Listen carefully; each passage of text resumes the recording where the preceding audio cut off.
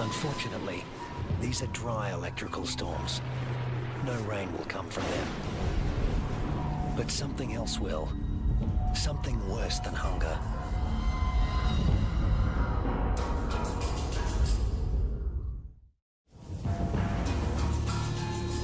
Lightning has ignited the dry grass of the outback. The kangaroos can easily outrun a grass fire. Almost 10% of arid Australia can burn like this in a single year. In a matter of hours, the fire consumes what little forage there is. Rusty has to move on. But there's really nowhere to go. Not this time. Parts of desert Australia are in the grip of a once-in-a-century drought, while heat waves smash temperature records.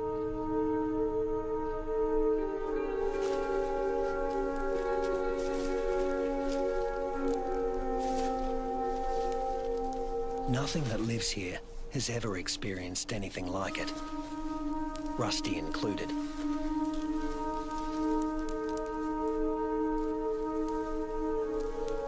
Some are suffering from severe malnutrition and dehydration.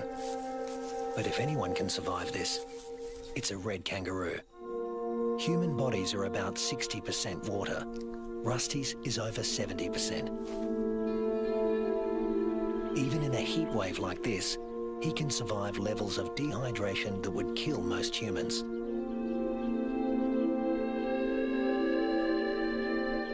Reds only sweat when they're on the move. At rest, they pant, which uses less water than sweating. Raising their breathing rate to over 200 breaths a minute reduces their deep body temperature and cools their brains. And of course, they cover their limbs in cooling saliva. But there's a price to pay. Licking uses up precious water. If the drought continues much longer, this form of cooling will be too costly. The kangaroos stay under whatever shade they can find. When times get this tough, females switch off their milk supply. Maternal instinct is strong, self-preservation is stronger.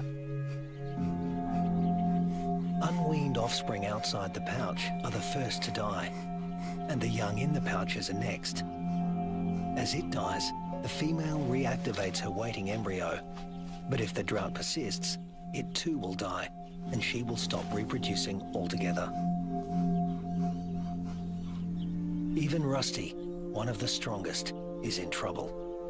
In these conditions, the males are the first to succumb, especially the largest, who, like Rusty, need more food.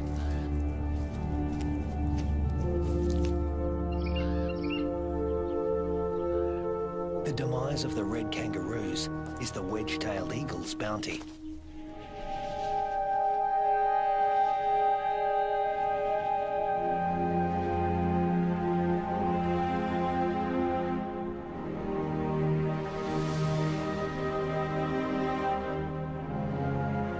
And it's not just the kangaroos that are suffering.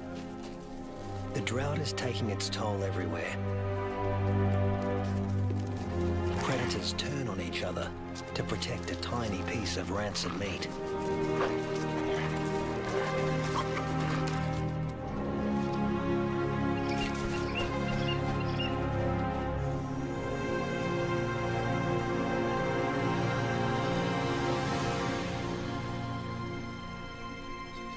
This is the last remaining waterhole.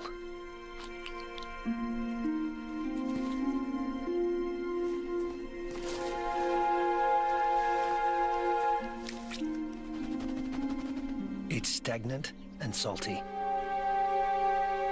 Ordinarily, the animals would never drink this water.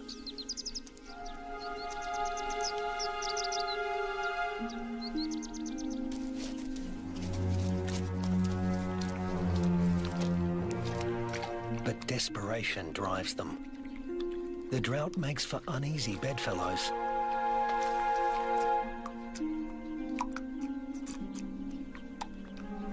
This is a sign of things to come. Heat waves in Australia are becoming hotter and more frequent.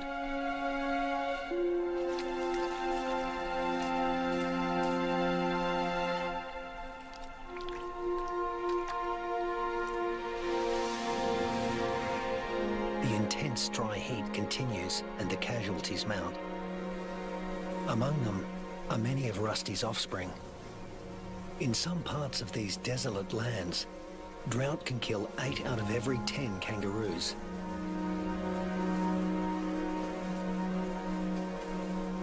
But Australia's desert inhabitants are a resilient bunch. After all, these may have been the hottest temperatures for the last 100 years. But these species have successfully weathered the climate for tens of thousands of years.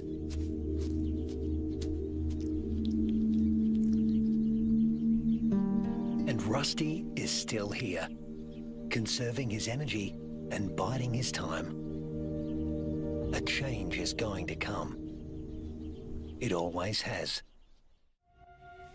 After 12 months of merciless drought, the landscape is dotted with the remains of those that couldn't hang on any longer. But in the Australian outback, all bad things come to an end. Eventually. Thunderclouds are gathering in the distance. Rusty seems to sense a change in the weather. Somewhere there is rain, and where there is water, there will also soon be food. He just has to get there.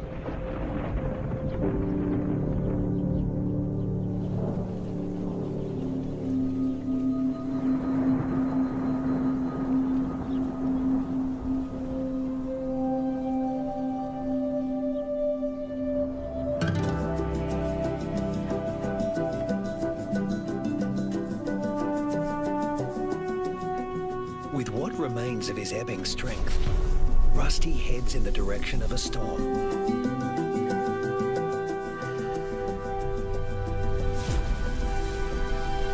As do the other red kangaroos that have made it this far.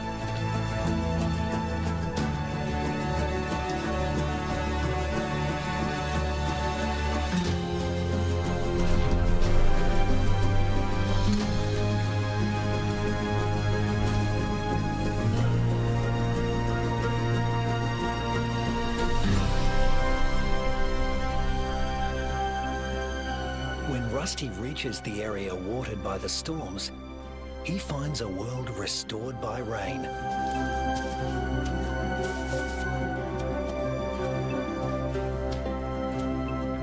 Plenty to eat, plenty to drink. You can almost see the relief and joy in their hopping.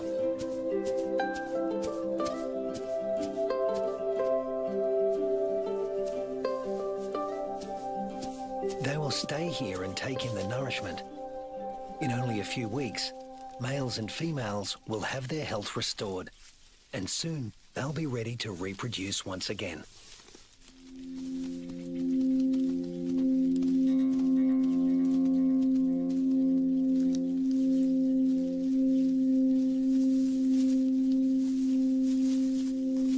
But before that can happen, they have to make it through this.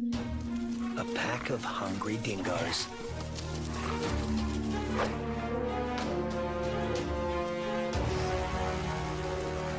Hunting in a pack more than doubles a dingo's success rate. Normally, they go for the weakest kangaroos in the group.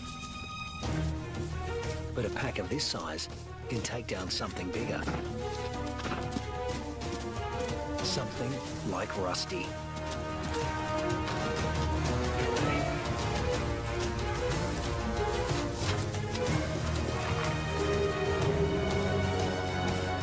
Luckily, his strength is completely restored, and he can travel at full tilt.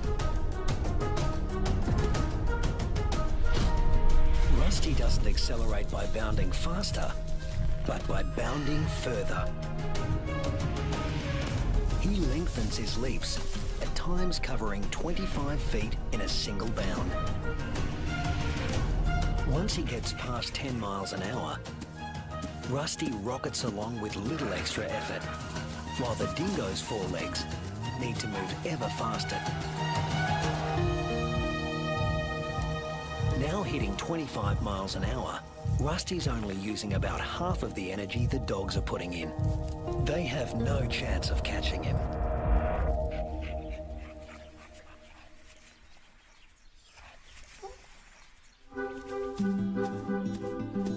Now Rusty can turn his attention to replacing the offspring lost to the drought.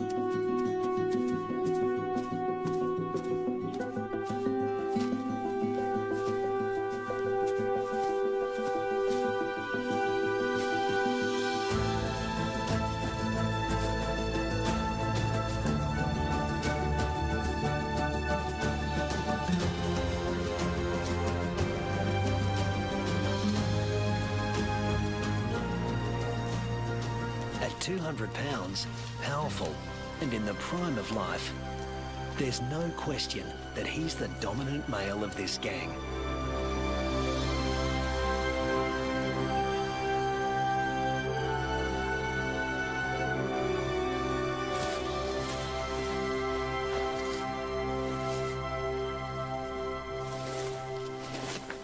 The young he fathers will need an advantage to survive a world as harsh and unpredictable as this one.